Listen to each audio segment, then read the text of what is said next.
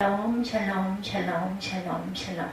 하나님 사랑합니다. 여러분 주 안에서 사랑합니다. 여호수아 24장 말씀이죠. 14절부터 18절까지 내용입니다. 그러므로 이제는 야훼를 경외하며 온전함과 진실함으로 그를 섬기라. 너희 조상들이 강 저쪽과 애굽에서 섬기던 신들을 치워버리고 여호와만 섬기라.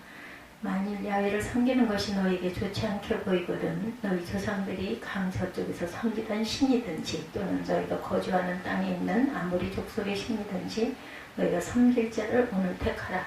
오직 나와 내 집은 야훼만 섬기겠노라. 여호수아가 이렇게 오직 나와 내 집은 야훼만 섬기겠노라 이렇게 고백합니다. 백성이 대답하여 이르되 우리가 결단코 야훼를 버리고 다른 신들을 섬기기를 하지 아니하오리니 이는 우리 하나님 야훼께서 친히 우리와 우리 조상들을 인도하여 애굽 땅 종되었던 집에서 올라오게 하시고 우리 목전에서 큰 이적들을 행하시고 우리가 행한 모든 길과 우리가 지나온 모든 백성들 중에서 우리를 보호하셨음이며 야훼께서 또 모든 백성들과 이 땅에 거주하던 아모리 족속을 우리 앞에서 쫓아내셨습니다. 그러므로 우리도 야훼를 섬기리니 그는 우리 하나님이십니다 하니라. 오늘은 여호수아 마지막 시간입니다. 언제나 시작이 있으면 끝이 있죠. 오늘 그 끝 시간으로 여호수아가 고별 설교를 합니다. 어제도 물론 23장 4장을 함께 우리가 돌아봤지만 고별 설교는 사명을 마치고 떠날 때 하는 설교입니다.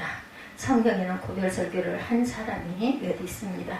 야곱, 모세, 여호수아가 있고 예수님도 마가의 다락방에서 고별 설교를 했습니다. 고별 설교는 아니지만 자녀에게 고별사를 했던 사람도 있었어요. 야곱과 다윗이죠. 저는 이들이 그렇게 아주 부러웠어요. 적어도 사역을 마칠 때는 고별 설교를 하고 떠나야 할 텐데 하는 생각을 합니다. 고별 설교를 했다는 건 그만큼 잘 살았다라는 거죠.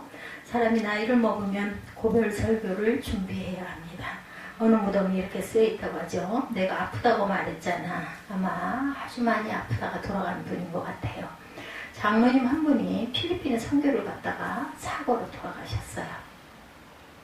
시인이며 대학 교수였던 장로님이 필리핀에 선교 갔다가 험한 길에 발을 잘못 디뎌 떨어지셨답니다. 사람의 미래는 아무도 예측할 수 없어요. 우리는 언제나 고별 설교를 준비해야 합니다. 문제는 여호수아가 고별 설교했던 곳이 어디냐 하는 거예요. 여호수아 24장 1절을 봅니다. 여호수아가 이스라엘 모든 지파를 세겜에 모으고 세겜입니다. 세겜은 이스라엘 중앙지역에 위치한 이스라엘 고대 도시 중에 하나예요. 역사적으로 보면 예루살렘보다 오래되었고 아브라함이 이곳을 들러 부엘세바로 내려갔고 지금도 주전 2000년대에 세워진 텔 발라타라는 성이 남아 있습니다. 학자들은 이 성이 고대 도시 세계입니다. 이렇게 봅니다. 위치가 이스라엘 전체로 볼 때 한 중앙 사방으로 길이 잘 나있고 교통의 요지죠. 한가운데 높은 데에 여호수아가 서고 백성들이 그 앞에 앉아 여호수아의 설교를 듣기 시작합니다. 하나님이 도우셨어요. 여호수아가 입을 열자마자 했던 말은 하나님이 우리를 도우셨다라는 것입니다. 24장 3절부터 7절까지 여호수아의 말 가운데 반복되는 단어가 있습니다. 내가 여기서 내가는 하나님이시죠.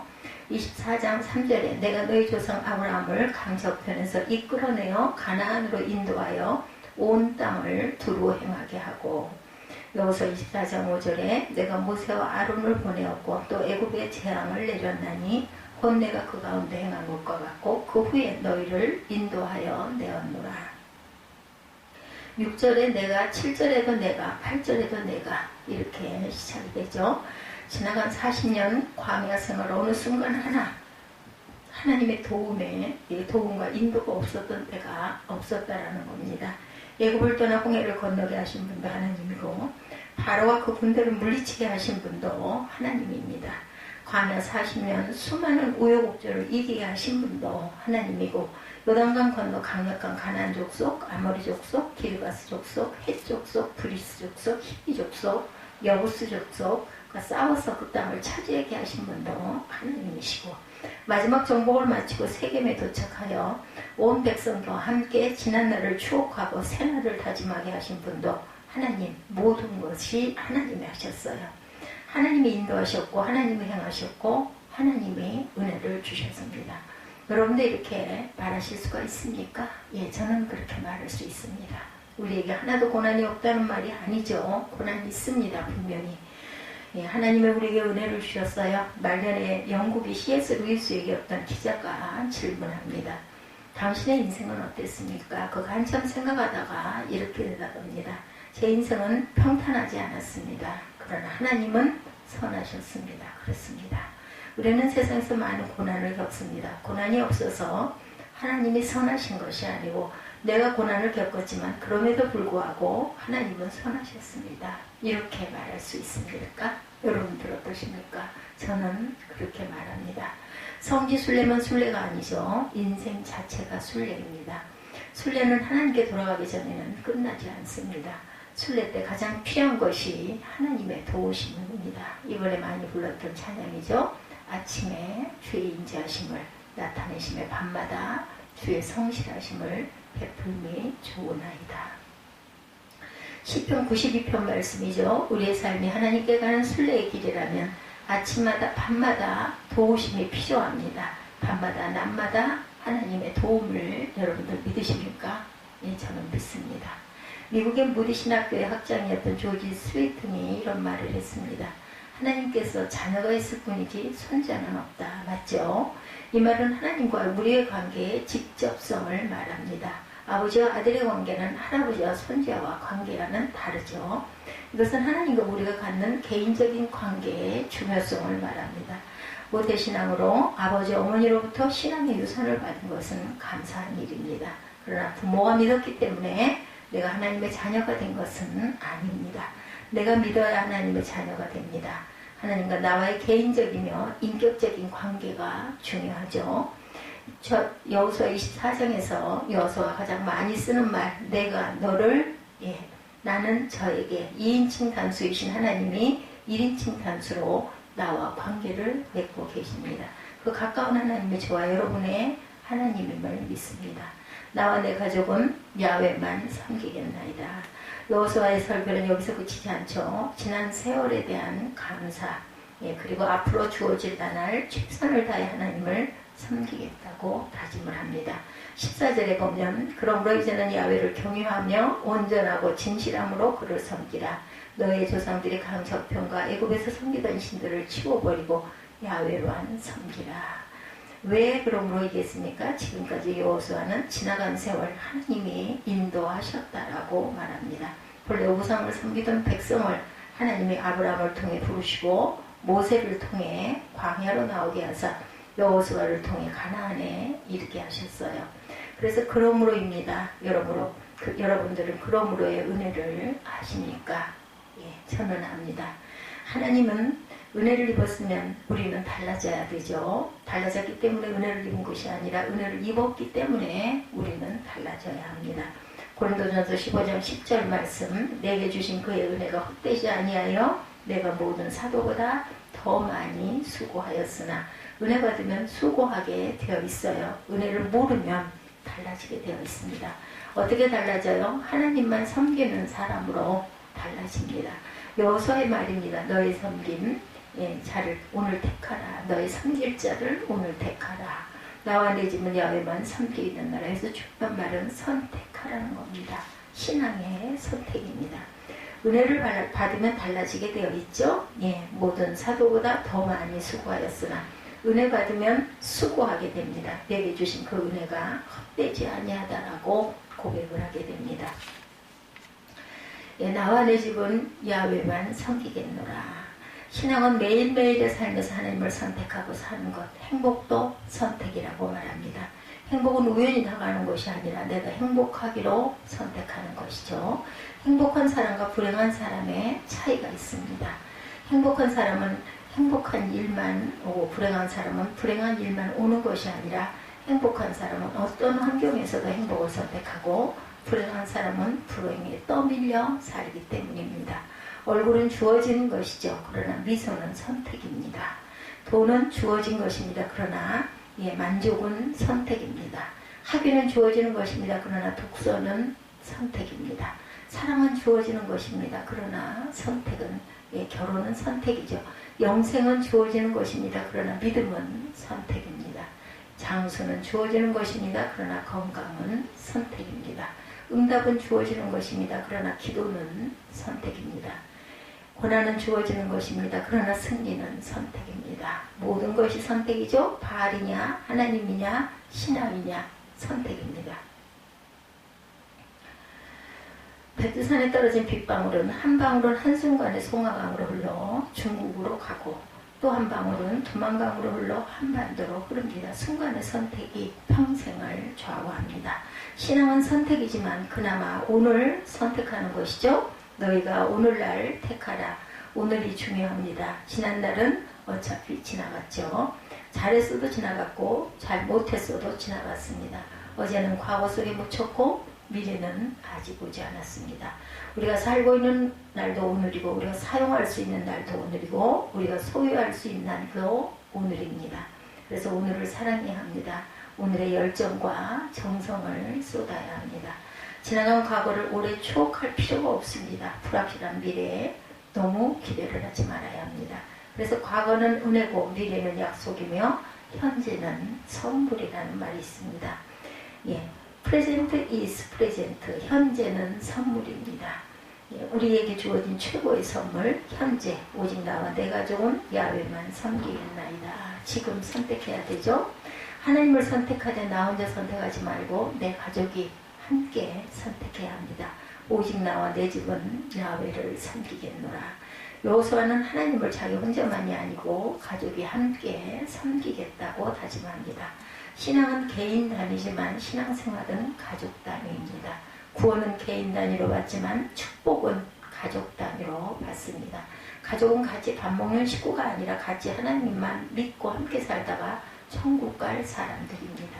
가족 중 누구도 구원받지 못한 사람이 있어서는 안 됩니다. 가족의 사랑은 책임지는 사랑이죠. 서로 책임지지 않으면 가족이 아닙니다. 어떤 남편이 좋은 남편입니까? 어떤 분이 좋은 남편의 몇 가지 모델을 이야기합니다. 박정희형 남편, 나는 아내의 행복을 위해 역사적 사명을 띠고 이 땅에 태어났다. 햄릿형 남편은 아내를 위해 죽느냐 사느냐 그것이 문제로다. 데카르트형 남편은 나는 아내만을 생각한다. 고로 나는 존재한다. 제퍼슨형 남편은 나에게 아내를 달라 아니면 죽음을 달라. 케네디형 남편은 아내가 나에게 무엇을 해줄 것인가를 바라지 말고 내가 아내에게 무엇을 해줄 것인가를 생각하라. 사무엘형 남편, 내가 아내 섬기는 것을 쉬는지를 결단코 범하지 아니하리라. 베드로형 남편은 내가 아내와 함께 죽을지언정 아내를 부인하지 않겠다. 이렇게 남편이 아내를 책임져야 아내도 살고 가정도 삽니다. 여러분의 가족은 모두 함께 하나님을 섬기고 있습니까? 한 해 동안 모두 함께 손잡고 하나님을 섬겼습니까? 최고의 행복은 온 식구가 함께 하나님을 섬기는 것입니다. 다 같이 나와 내 가족은 오직 야훼만 섬기겠나이다. 아멘. 매 순간 하나님을 선택하겠습니다. 믿음은 매 순간, 위로는 하나님을 선택하는 것입니다. 이 신앙적 선택을 다른 말로 바꾸면 사전 의사 결정입니다. 사전의 결정이란 어떤 일에 대한 가치를 부여하고 어떤 일이 있어도 그 일을 하기로 사전에 결정하는 것입니다. 가령 건강 문제를 예를 들어 봅니다. 제가 우리가 이가 안 좋은 사람 있죠. 그래서 매일 치과를 가죠. 내가 건강을 위해서 치과에 가는 것은 가고 싶다고 가고 안 가고 싶다고 안 갈 수 있는 게 아니죠. 가기로 결정이 된 사람입니다. 매일 병원 가기로 결정해야 병원을 갑니다. 가기로 결정해야 가고 가야 낫습니다. 오늘은 시간이 있으니까 가고 내일은 바쁘니까 안 가고 해서는 아픈 데를 치료할 수가 없죠. 그것이 가치 있는 일이라고 생각했기 때문에 사전에 그렇게 하기로 결정을 한 것입니다. 돈도 마찬가지입니다. 만일 돈에 대한 사전에 의사결정이 없으면 눈에 보이는 데를 쓰고 모자라면 어쩔 수가 없습니다. 그런데 연초에 예산을 세웠어요. 올해는 어떠한 일이 있어도 1,000만 원 정도를 저축하겠다. 그런데 어느 날 남편과 함께 백화점에 나갔다가 예쁜 옷을 발견하죠. 야, 저 옷 봐, 저 옷 지금 입으면 멋지겠지, 살까? 예, 그러다가 우리 1,000만 원 저축하기로 했잖아 하면 안 사게 되죠. 예, 신앙생활도 마찬가지입니다. 좋은 신앙생활은 우연히 이루어지는 것이 아닙니다. 지금 고통하지 않고 지금 부담스럽지 않고 지금 대가를 지불하지 않으면 앞으로 5년 후에 앞으로 10년 후에 더 좋은 신앙생활을 기대할 수가 없습니다. 예, 여러분은 연초에 나는 열심히 신앙생활 해야겠다 결심했습니다. 그러나 아무리 열심히 해도 연말에 보면 별로 된 것이 없죠. 예, 사전에 구체적으로 결정한 것이 없기 때문입니다. 이렇게 결정하셔야 합니다. 첫째, 나는 교회 예배에 정기적으로 참석하겠다. 둘째, 나는 소득의 10의 1을 하나님께 드리겠다. 셋째, 나는 매일 주님과 만나는 큐티를 하겠다. 넷째, 나는 교회에서 한 가지 일을 봉사하겠다. 이렇게 사전에 결정했는데 어느 토요일 저녁 매우 피곤합니다. 날씨도 안 좋고 피곤하니까 잠이나 잘까 하다가도 매일 정기적인 예배드리기로 결정했지 하면 당황하지 않고 일어날 수가 있습니다. 이런 결정이 안 된 사람은 오늘 토요일인데 명화극장이나 하나 보고 이창호 조훈현 바둑 한 판 보면 새벽 2시인데 일단 자고 그때 보자 하면 주일 예배 나가기는 틀렸죠. 11조도 마찬가지입니다. 11조에 신앙적 가치는 모든 물질은 하나님의 것이라는 데 있습니다. 그리고 성경에도 명백하게 11조를 바치고 내 창고를 조사해보라. 내가 복을 주나 안 주나 시험해보라. 그러면 명백하게 사전에 의사결정을 해야 합니다. 11조는 하나님의 것이다. 지금 내 11조는 10만 원이다. 나는 매월 셋째 주에 월급을 받기 때문에 넷째 주에 반드시 11조를 한다. 이렇게 사전에 마음적으로 결정합니다. 그런데 그달 따라 어렵습니다. 아들이 다른 달보다 용돈을 많이 달라고 합니다. 딸이 책 산다고 돈 달라고 합니다. 도저히 11조 낼 형편이 되지 못해요. 그 경우에 사전에 결정한 사람은 어떻게 할까요? 월급을 받자마자 11조를 먼저 하나님께 드립니다. 성경의 사람들은 사전 의사결정으로 거룩한 믿음의 삶을 산 사람들이었습니다. 그 대표적인 사람이 다윗이죠. 다윗은 이미 소년 시절에 사무엘로부터 왕의 기름 부음을 받은 사람입니다. 아직도 사울이 왕이었지만 하나님은 이미 사울을 버리고 다윗을 왕으로 선택했습니다. 만일 다윗이 이제부터는 내가 진짜 왕이다, 사울로는 버림받았다 하고 권력을 내놓으라고 해도 사울은 할 말이 없었어요. 그런데 다윗은 그렇게 하지 않았을 뿐만 아니라 그들이 40년에 걸친 사울의 긴 핍박과 추격을 끝까지 견뎌냈습니다. 그러는 가운데 그는 헤브론에서 또 유다 왕으로 추대되고 기름 부음을 받았죠.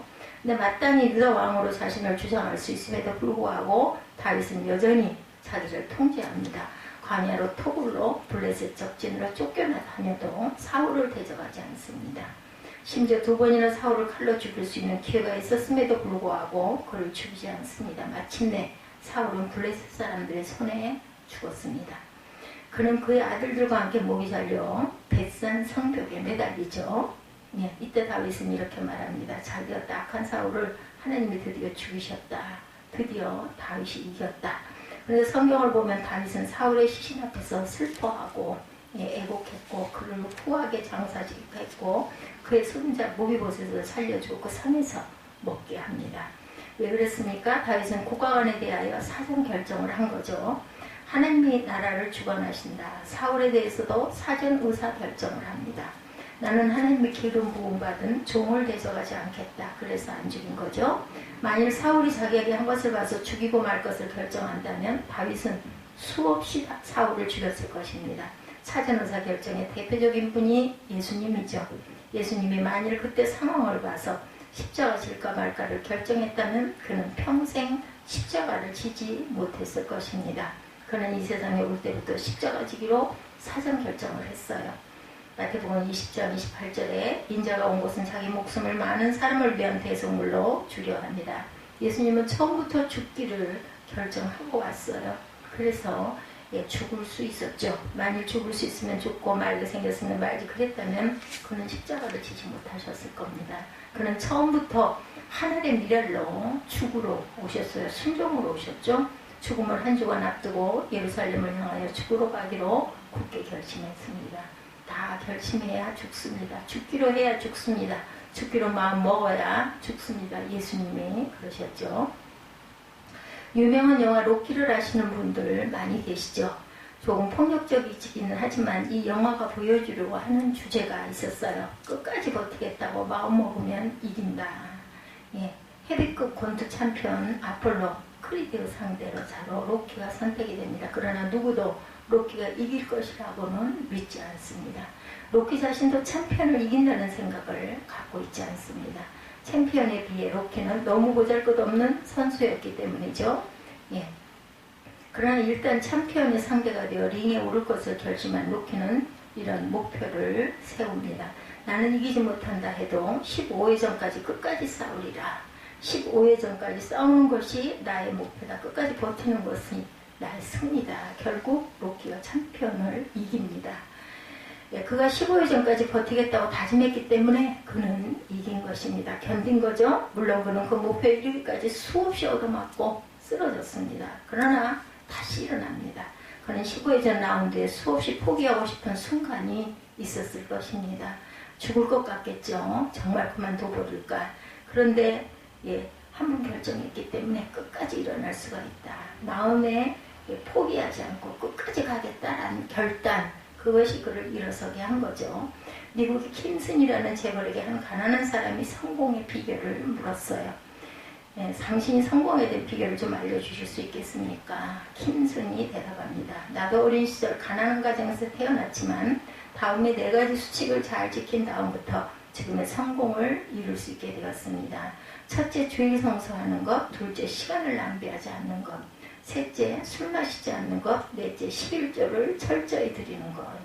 킴슨은 성공하기 전에 이미 성공한 사람이었죠. 성공은 밖으로 나타난 실적으로보다 마음속에 이미 나타난 무엇입니다.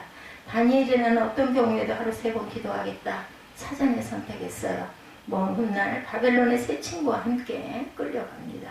환경이 바뀌어도 다니엘의 결심이 바뀌지 않죠. 느부갓네살 왕을 이기고 승리합니다. 다니엘의 승리는 바벨론을 가기 전에 이미 결정된 것입니다. 시간이 있을 때 가족과 함께 꼭 보실 영화, 예, 불의 전차라는 영화인데 스코틀랜드 에릭 리델에 관한 영화입니다. 에릭 리델은 영국 100m 육상 선수로 올림픽에 출전을 하죠. 그런 금메달이 확실시된 선수였기 때문에 많은 기대를 안고 있었어요. 그런데 보니 경기를 주일날 한다는 거예요.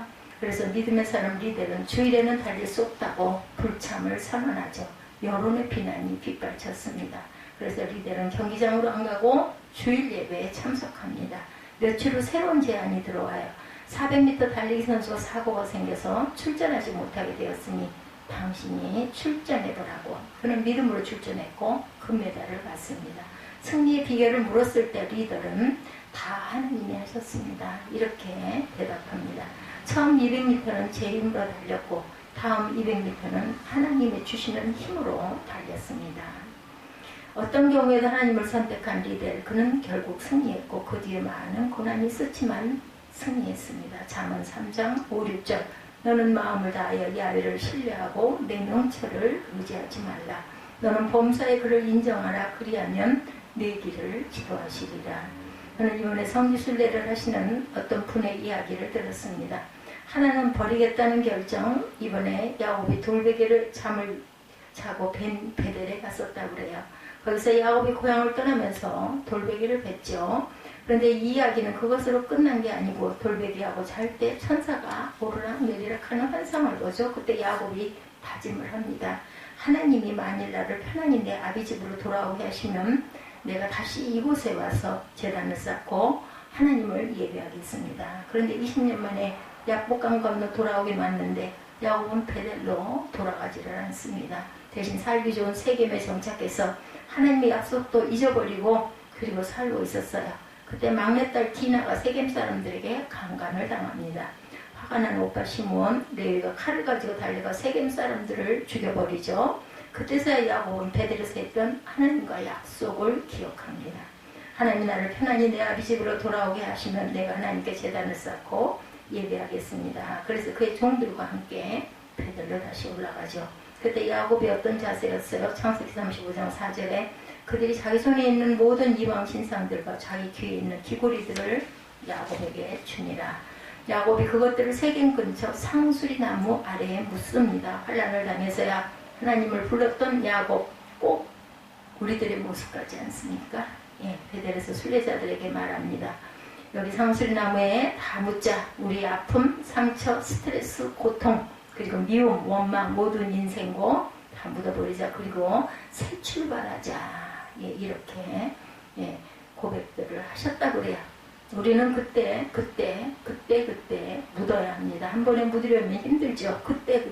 그때마다 묻어야 되죠. 버릴 것을 버리고 없앨 것은 없애야 합니다. 사랑하는 저와 여러분들은 야외를 마치면서 버릴 것은 버리십시다. 여호수아를 마치면서 묻을 것은 묻으십시다. 상수리나무 아래 모두 다 묻어버리죠. 또 하나는 주만 바라보겠다는 결정입니다. 성경의 땅에 살다가 많은 사람들이 있어요. 결과적으로 성공한 사람, 결과적으로 실패한 사람. 그 두 사람의 차이는 어디를 바라보았느냐의 차이입니다. 때로는 주만 바라보지 못할 때도 많았습니다. 그러나 성지순례를 통해 오로지 주만 바라보자고 다짐을 합니다. 우리가 바라보는 방향이 다르면 각자 다른 생각을 할 수밖에 없습니다. 그러나 우리가 주만 바라보면 하나가 됩니다. 억지로 하나 될 필요는 없어요. 주만 바라보면 되죠. 바라보는 방향이 같으면 저절로 하나가 됩니다. 우리의 모든 우상들을 베델의 상수리나무에 묻으시겠습니까? 예, 여기저기 바라보던 우리의 그 시각을 오직 하나님 한 분에게 고정하시겠습니까? 믿음의 주에 온전케 하시는 예수를 바라보시겠습니까? 우리의 평생 하나님만 선택하십시다. 오직 나와 내 가족은 야훼만 섬기리라. 오직 우리 교회는 하나님만 바라보리라. 그렇게 되시기를 주님의 이름으로 축복합니다. 기도하시겠습니다.